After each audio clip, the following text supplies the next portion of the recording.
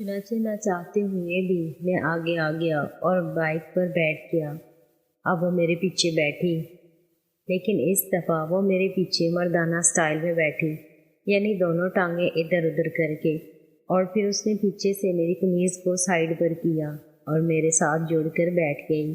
وہ اس طرح میرے ساتھ جڑی بیٹھی تھی کہ مجھے اس کا ایسے بیٹھنا بہت مزہ دے رہا تھا۔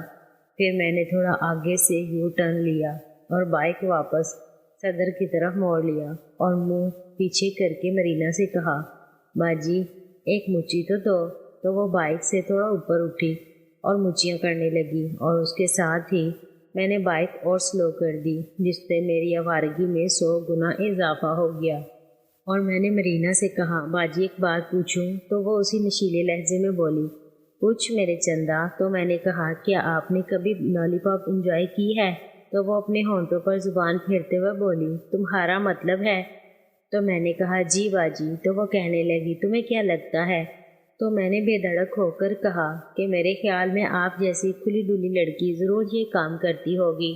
تو وہ کہنے لگی، تم درست کہہ رہے ہو، جو لڑکی فلم دیکھ لے، خاص طور پر اپنے مرد کے ساتھ، تو اس کا چاہے جی چاہے نہ چاہے اسے یہ کرنا پڑتا ہے۔ تو میں نے کہا، تو کیا آپ بے دلی اور مجبوری سے کرتی ہو؟ تو وہ ایک دم اپنے خشک ہونٹوں پر زبان پھیر کر بولی، شروع میں عجیب لگتا تھا، اب تو مزہ آتا ہے۔ تو میں نے کہا، باجی کیا آپ میرا بھی یہ کام کرو گی؟ تو وہ بولی، ہاں ضرور۔ تو میں نے کہا، کیا آپ ابھی میرا یہ کام کر سکتی ہو؟ تو وہ بولی، یہاں؟ اس وقت ہم اسٹیٹ بینک کے سامنے سے گزر رہے تھے۔ تو میں نے کہا، نہیں باجی، کسی سنسان جگہ پر۔ تو کہنے لگی، یار پھر کبھی تسلی سے کروں گی، یہاں خطرہ ہوگا یار۔ تو میں نے کہا، دیکھیں نا رات کتنی گہری ہو گئی ہے، سڑکیں بھی سنسان ہیں، ایسے میں بس تھوڑی سی دیر کے لیے آپ اگر انجوائے کر لو گی تو کچھ بھی نہیں ہوگا۔ وہ نہیں مان رہی تھی، لیکن تھوڑے سے اصرار اور منت ترلوں کے بعد وہ بلاہر مان ہی گئی اور بولی، ٹھیک ہے، بائک کسی سنسان جگہ پر لے جاؤ۔ جس وقت مرینا آمادہ ہوئی اس وقت ہم مریڑ چوک سے تھوڑا پیچھے تھے۔ فوری طور پر تو مجھے کچھ سمجھ نہ آیا، اور پھر میں نے جیسے ہی مریڑ چوک کراس کیا، میرا بائک خود بخود ہی دائیں طرف مڑ گیا اور میں مریڑ چوک سے ساتھ ہی بائیں طرف مڑ گیا۔ تھوڑا آگے گیا تو وہاں کافی درخت اور اندھیرا تھا۔ میں نے بائک نالا لئی جانے والے ایک کچے راستے پر موڑ لی۔ مرینا کے ہاتھ کی گرفت کافی سخت ہو چکی تھی، اور میں نے بیک میرر سے دیکھا کہ وہ بار بار اپنے ہونٹوں پر زبان پھیر رہی تھی، جیسے خیالوں میں انجوائے کر رہی ہو۔ پھر جیسے ہی میں کچے راستے پر مڑا، وہ بولی، موٹر سائیکل کی ہیڈ لائٹ آف کر دو۔ اور میں نے موٹر سائیکل کی ہیڈ لائٹ آف کر دی، اور پھر تھوڑا آگے جا کر ایک محفوظ جگہ پر بائک روک لی۔ وہاں کافی اندھیرا تھا، لیکن چاندنی رات کی وجہ سے ہم دونوں ایک دوسرے کو بآسانی دیکھ رہے تھے۔ سامنے ہی نالا لئی بڑی خاموشی سے بہہ رہا تھا۔ وہ بائک سے نیچے اتری اور ادھر ادھر دیکھتے ہوئے بولی، جگہ تو خاصی محفوظ لگ رہی ہے، اور مجھے اشارہ کیا۔ اب میں بائک کے ساتھ ٹیک لگا کر کھڑا ہو گیا، اور وہ میرے سامنے زمین پر اکڑوں بیٹھ گئی، اور میں بائک کو کھڑا کر کے اس کی طرف پیٹ کر کے کھڑا ہو گیا۔ مرینا بولی، یقین کرو میرا دل بھی انجوائے کرنے کو کر رہا تھا، لیکن… تو میں نے کہا، میری جان تم نے بتانا تھا نا۔ تو وہ کہنے لگی، تم نے کہہ دیا، ایک ہی بات ہے۔ پھر اس نے اپنا سار نیچے کیا اور اپنے کام میں مگن ہو گئی۔ مرینا اور میں کچھ زیادہ ہی اپنے کام میں مگن تھے۔ میرا خیال ہے ہمارے منہ سے کچھ زیادہ ہی اونچی آوازیں نکلنے لگی تھیں۔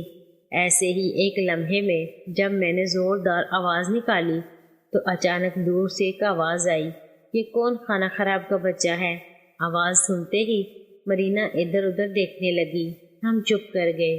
تھوڑی دیر بعد وہی کرخت مردانہ آواز دوبارہ سنائی دی، ادھر کیا ہو رہا ہے؟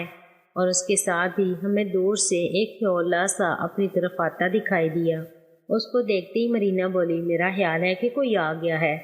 اتنے میں اس ہیولے کی کرخت آواز دوبارہ سنائی دی، ٹھہرو کتے کا بچہ، ہم آج تم کو نہیں چھوڑے گا۔ وہ آواز سنتے ہی مجھے مرینا کی خوف سے بھرپور لیکن سرگوشی نما آواز سنائی دی، یہ تو افضل لالا ہے۔ پھر اس کی آواز سنائی دی، بھاگ سالے، ورنہ ہم دونوں کو زندہ نہیں چھوڑے گا۔ میں نے بھی افضل لالا کی آواز سن لی تھی، کیونکہ میرا مرینا لوگوں کے گھر کافی آنا جانا تھا، اس لیے میں بھی افضل لالا کو اچھی طرح جانتا تھا۔ وہ بے حد کرخت اور ڈنگر ٹائپ کا بندہ تھا، جو کہ میرے خیال میں اس علاقے کی چوکیداری کرتا تھا۔ اچانک اس کی آواز سن کر خود میرے بھی ہاتھوں کے طوطے اڑ گئے تھے، اور مجھے سمجھ نہیں آ رہی تھی کہ میں کیا کروں۔ اور افسر لالا دم بدم گالیاں دیتا ہوا قریب سے قریب تر آ رہا تھا۔ تب مجھے مرینا کی انتہائی خوفزدہ آواز سنائی دی، وہ پاس آ رہا ہے، جلدی کر۔ تبھی قدرے اور قریب سے افضل لالا کی خونخوار آواز آئی، ٹھہرو خانہ خراب، ہم ابھی تمہارا ٹکا بوٹی کرتا ہے۔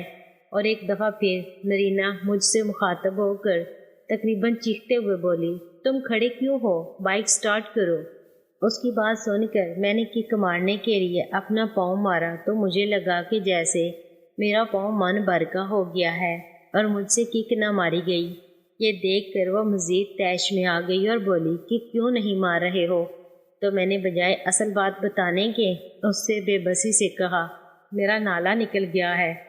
تو وہ ہذیانی میں بولی، ایسے ہی سٹارٹ کر، جلدی آگے جا کر ٹھیک کر لینا، ابھی چل۔ اس کی بات سن کر میں ہمت کی اور دوبارہ بائک کو کک ماری تو وہ سٹارٹ نہ ہوا۔ تو مرینا بولی، اب کیا ہوا؟ تو میں نے کہا، یہ سٹارٹ نہیں ہو رہا ہے، پتہ نہیں شاید پیٹرول ختم ہو گیا ہے۔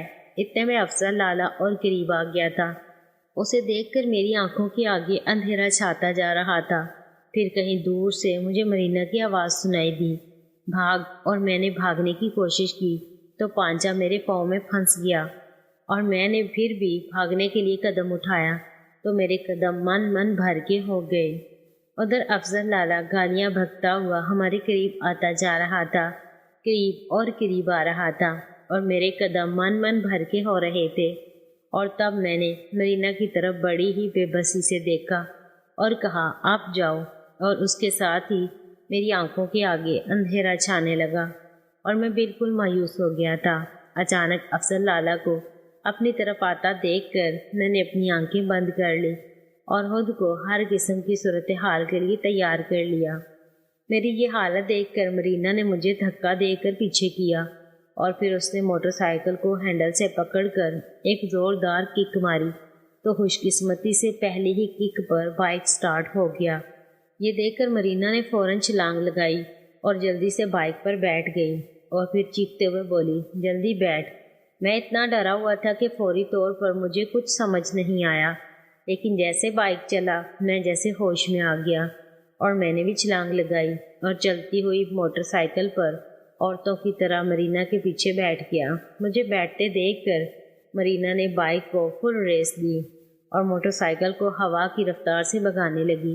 اتنی دیر میں افضل لالا ہمارے کافی قریب پہنچ چکا تھا، لیکن جیسے ہی اس نے دیکھا کہ ہم لوگ بھاگ رہے ہیں تو وہ گالیاں دیتا ہوا نیچے جھکا اور زمین سے پتھر اٹھا کر ہماری طرف پھینکا، جو اڑتا ہوا ہماری طرف آیا، لیکن بائک سے کچھ ہی فاصلے پر جا گرا۔